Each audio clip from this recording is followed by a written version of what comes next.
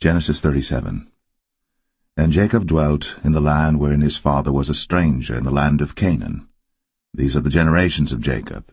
Joseph, being 17 years old, was feeding the flock with his brethren, and the lad was with the sons of Bilhah, and with the sons of Zilpah, his father's wives. And Joseph brought unto his father their evil report. Now Israel loved Joseph more than all his children, because he was the son of his old age. And he made him a coat of many colors. And when his brethren saw that their father loved him more than all his brethren, they hated him, and could not speak peaceably unto him. And Joseph dreamed a dream, and he told it his brethren, and they hated him yet the more. And he said unto them, Hear, I pray you, this dream which I have dreamed. For behold, we were binding sheaves in the field, and lo, my sheaf arose, and also stood upright, and behold, your sheaves stood round about, and made obeisance to my sheaf. And his brethren said to him, Shalt thou indeed reign over us? Or shalt thou indeed have dominion over us? And they hated him yet the more for his dreams, and for his words.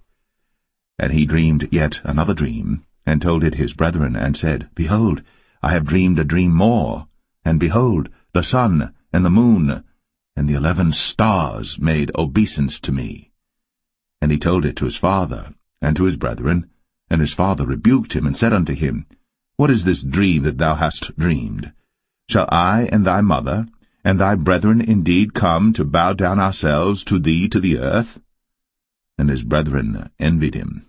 But his father observed the saying. And his brethren went to feed their father's flock in Shechem.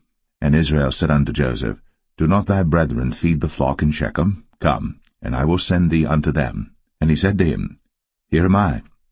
And he said to him, Go, I pray thee, see whether it be well with thy brethren, and well with the flocks, and bring me word again. So he sent him out of the vale of Hebron, and he came to Shechem. And a certain man found him, and behold, he was wandering in the field.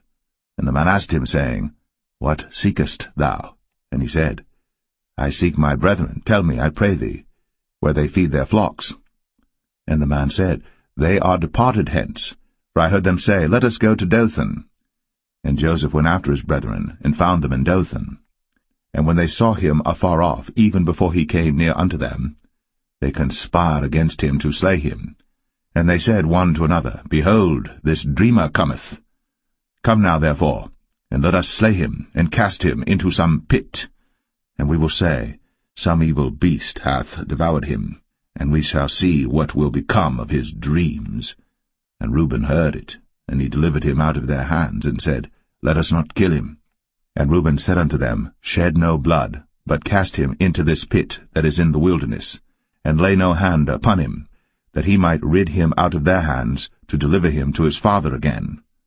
And it came to pass, when Joseph was come unto his brethren, that they stripped Joseph out of his coat of many colors that was on him, and they took him, and cast him into a pit, and the pit was empty, there was no water in it. And they sat down to eat bread, and they lifted up their eyes and looked, and behold, a company of Ishmaelites came from Gilead with their camels bearing spicery and balm and myrrh, going to carry it down to Egypt. And Judah said unto his brethren, What profit is it if we slay our brother, and conceal his blood? Come, and let us sell him to the Ishmaelites, and let not our hand be upon him, for he is our brother, and our flesh. And his brethren were content. Then there passed by Midianites, merchantmen, and they drew and lifted up Joseph out of the pit, and sold Joseph to the Ishmaelites for 20 pieces of silver, and they brought Joseph into Egypt. And Reuben returned unto the pit, and behold, Joseph was not in the pit. And he rent his clothes. And he returned unto his brethren, and said, The child is not, and I, whither shall I go? And they took Joseph's coat, and killed a kid of the goats, and dipped the coat in the blood.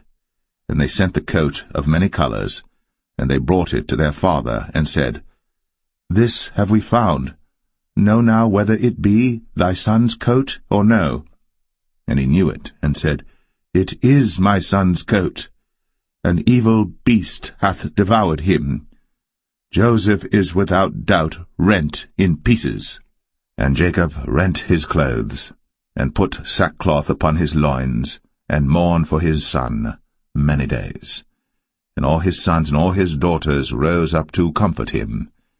But he refused to be comforted, and he said, For I will go down into the grave unto my son mourning. Thus his father wept for him. And the Midianites sold him into Egypt unto Potiphar, an officer of Pharaoh's, and captain of the guard.